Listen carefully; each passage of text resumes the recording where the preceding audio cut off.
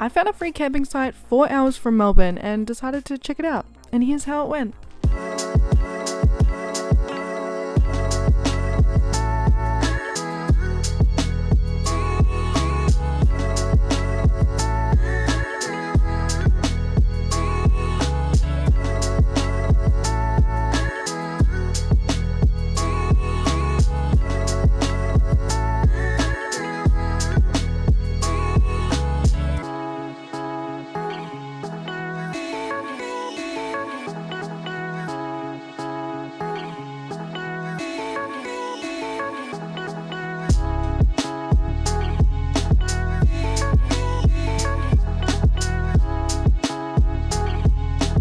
First of all, the best part about this was that it was free, and we didn't know it at the time, but we accidentally booked a powered site, which is kind of annoying learning that after the fact because we didn't bring any cords or extension cords or power cords to charge anything. I decided randomly to bring my wall plug to charge my phone because I just had an inkling that I might need it, and I did actually end up being able to use it.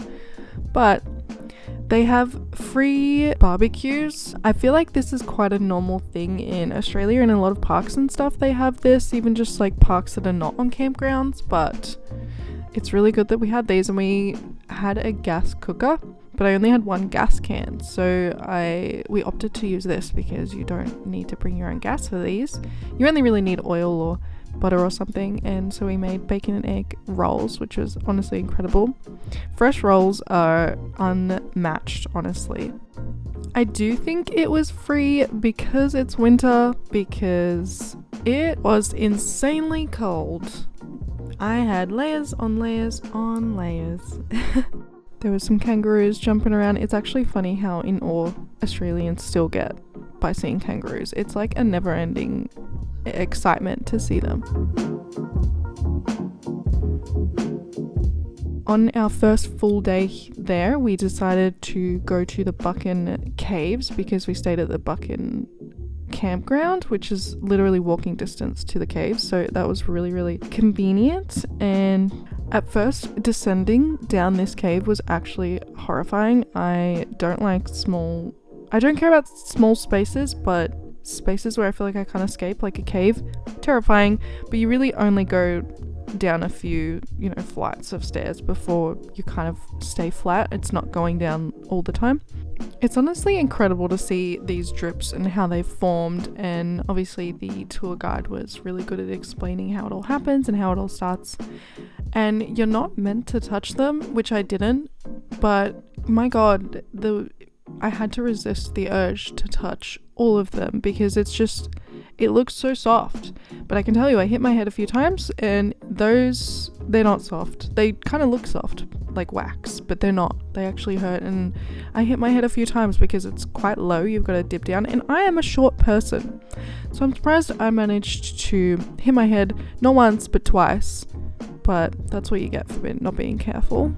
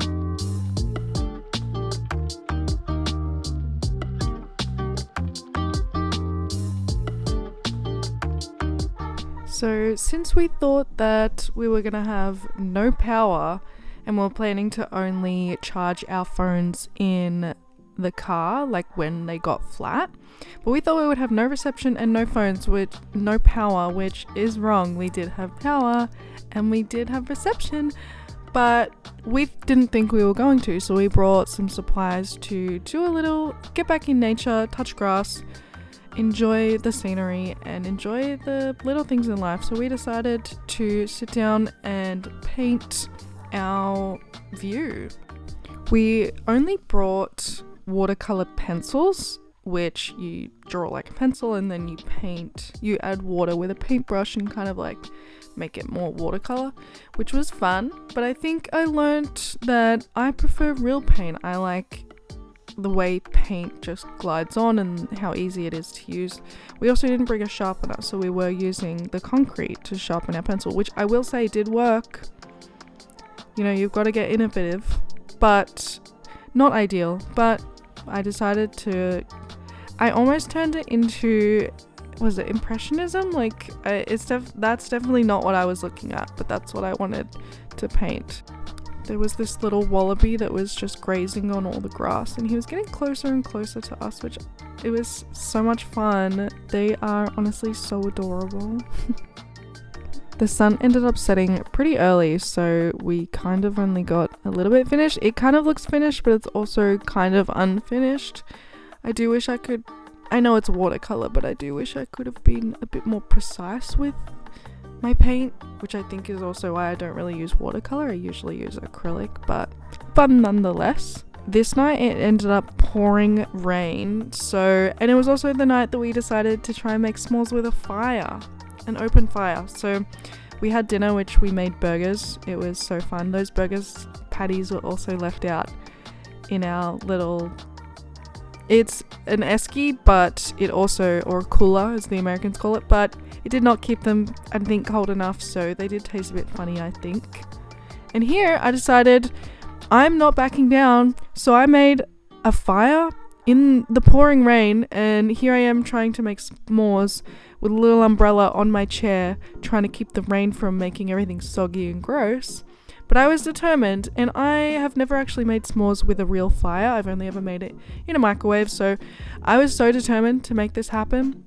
So here's me attempting to make s'mores the way I knew how to make s'mores, but it actually didn't end up being as great as I would have liked, and you will see why.